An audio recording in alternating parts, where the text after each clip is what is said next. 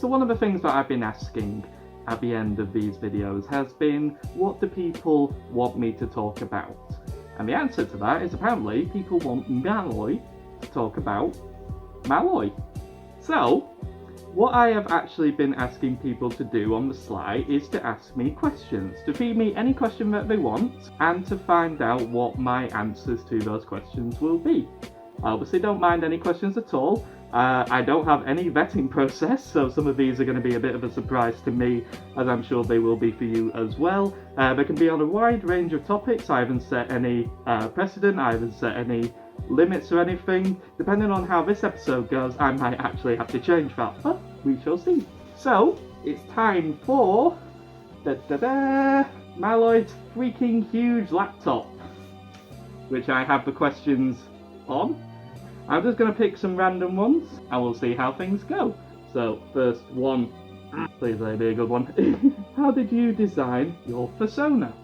Oh, okay, nice and straightforward, brilliant, fantastic. When I was designing Malloy, I actually think I had a rough idea as to what I wanted when I first started getting into the furry fandom. This was been about mid to late 2011. So, what did I want to be?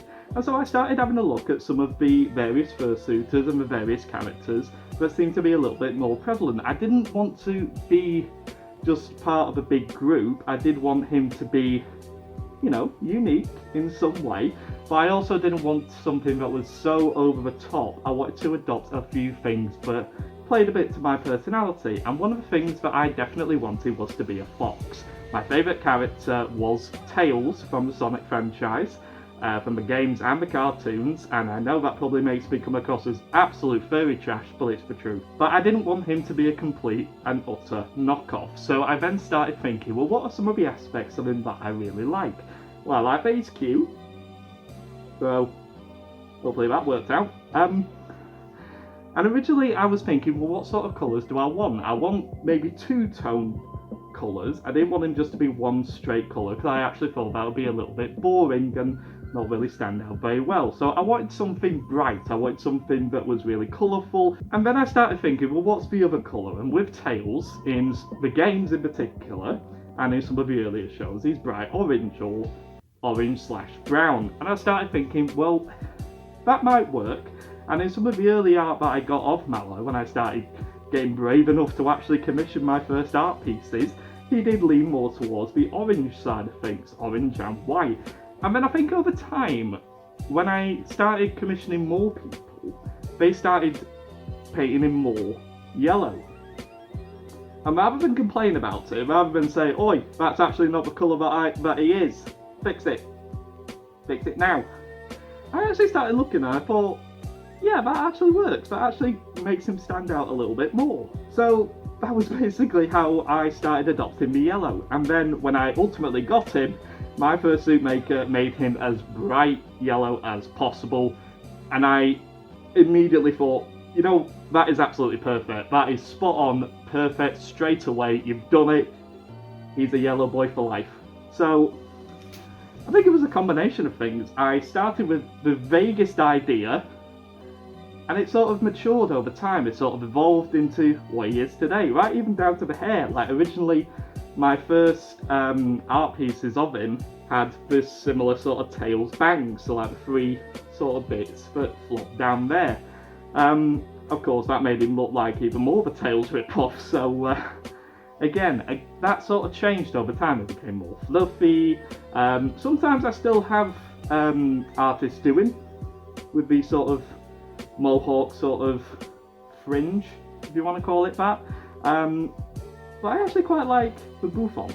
I actually think that works out quite nice. So yeah, that's basically it. It was a bit of trial and error, the vaguest idea possible, and through various different people and different things along the years, he ended up like this. Oh, good old laptop. Right, let's try a bit further down. What's your favourite food? And yours is spelled by you are.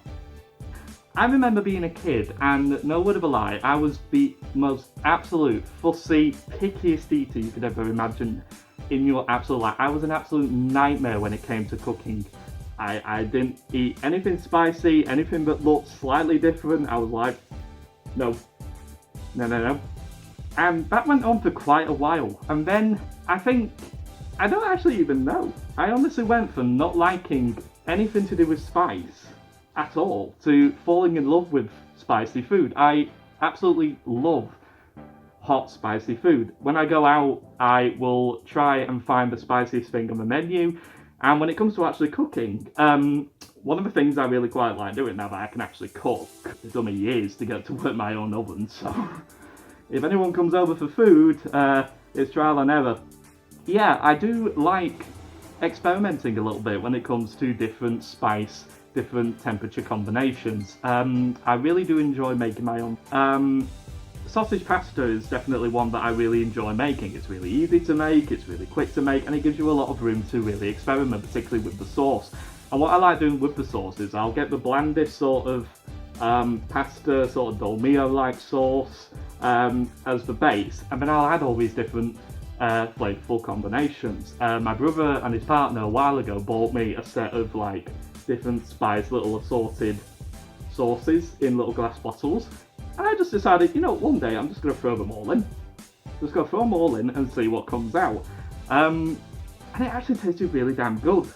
And I'm not actually sure what people who potentially are not as, you know, spice tolerant as me would probably think. But if anyone's willing to try, I might have to do a cooking with Malloy segment. So overall, probably my favourite food is anything spicy.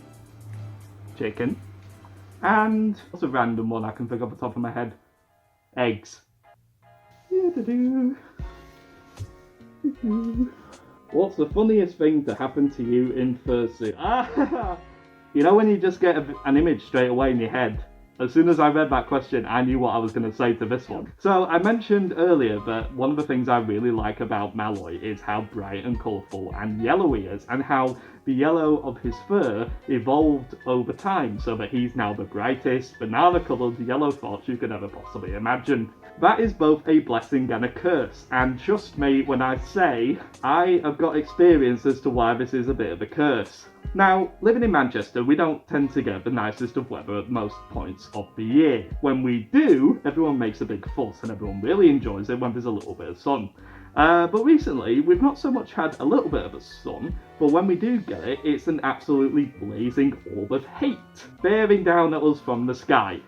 At the Manchester meet that I attend, we do the Fursuit Walk, and we've got a little place near to the venue called Sackville Gardens. It's really nice, it's perfect for taking photos, it's got lots of open space so you can wander around, interact with the general public, or scare the general public, and interact with other fursuiters and other furries who are there.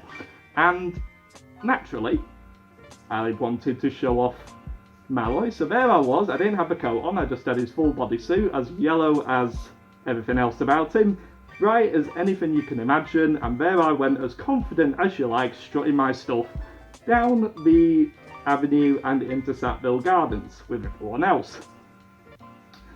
And then I started noticing that people weren't coming up to me as much as I was expecting. Now, I'm not a poppy fur, I don't expect to be surrounded by throngs of adoring fans.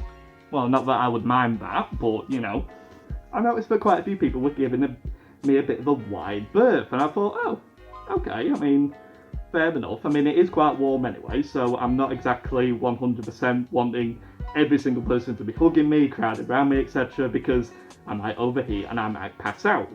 And then it turns out that someone came up to me and said, you've got a bit of a problem.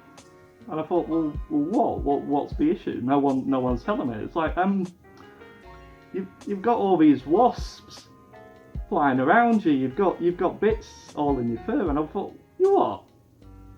And as it turns out, I had all these midges and flying insects all coming round me, and not just flying around me, not even close to my proximity, but were actually burying themselves into the fur itself. There was apparently dozens of them all in my head fur, all down my back, and I didn't have a frigging clue what was going on, because naturally when you're in a full suit, you don't really feel anything.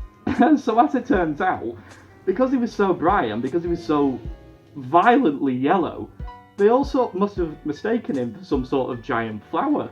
because they were coming up to me and literally burying themselves in there, presumably trying to pollinate me.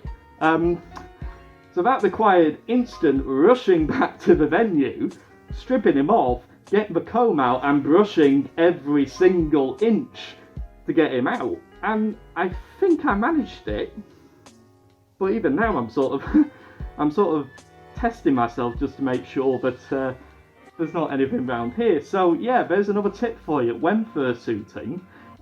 Be as conscious of your surroundings as possible, because you never know. Mother Nature might actually take a bit more of a liking to you than the general public. Is Malloy a good boy, winky face? Oh, yes, I would say that Malloy is a very good boy. A very good boy indeed. Like, I always work hard, I always eat my greens, I brush my teeth twice a day, and I'm always in bed by a reasonable time.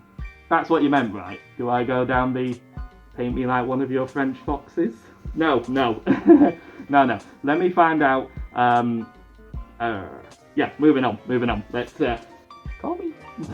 Why is the 8th Doctor so garbage? Oh, right, I think a little rant is coming on. Is the 8th Doctor garbage? No, he is not, far from it. And I'm really hoping that in answering this question,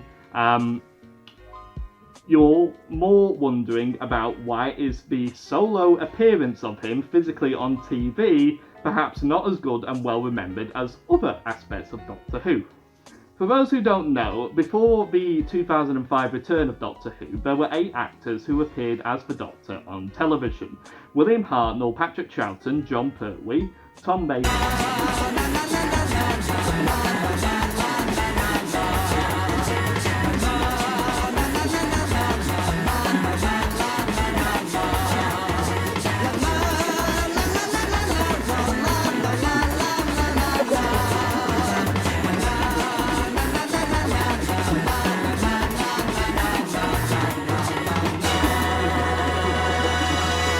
Yeah, you can tell that I've got a little bit of a passion, and yes, I am very interested in doing an episode devoted entirely into the production, broadcast and fallout of the Doctor Who 1996 TV movie.